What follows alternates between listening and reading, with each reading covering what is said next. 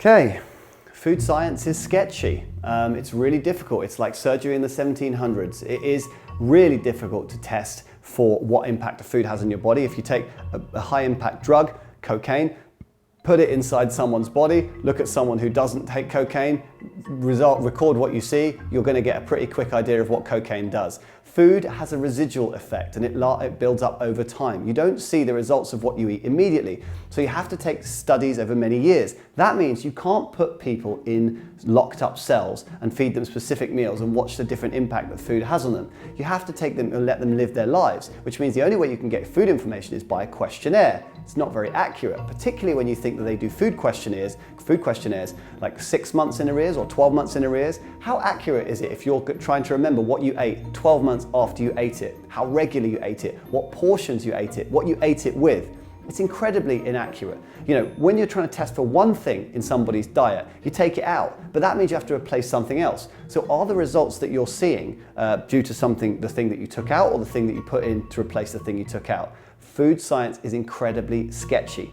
Why am I telling you this? Well, it's because when you look at the back of a pack of processed food, or any food, anything like this here, processed food, trisodium phosphate is the first thing that I saw on the pack.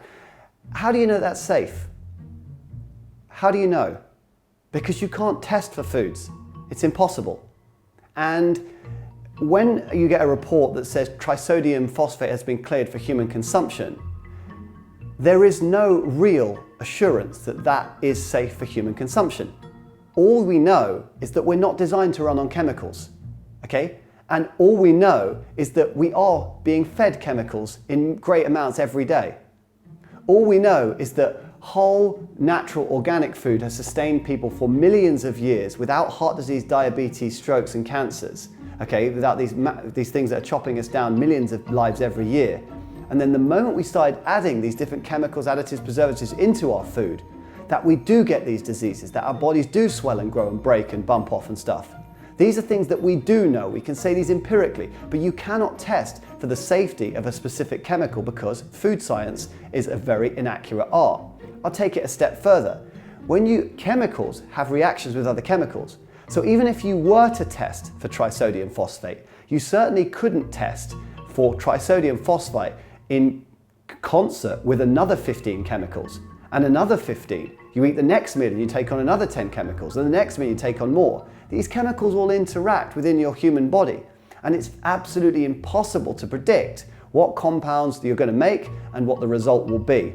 The only way you can guarantee that you don't have this problem is to take this stuff out of your diet. What's the quickest way to remove these harmful substances from your food? Well, it's to reject the foods that have them in. And you can't put chemicals in whole foods, okay? It's very, very difficult. You can't take apart an apple and stick something in it and put the apple back together. And even though there are pesticides and some things like that on an apple, if you have organic whole food, then you're really starting to win the battle. Something to think about if you want to be healthy is stick or steer clear of foods that are replete with chemicals.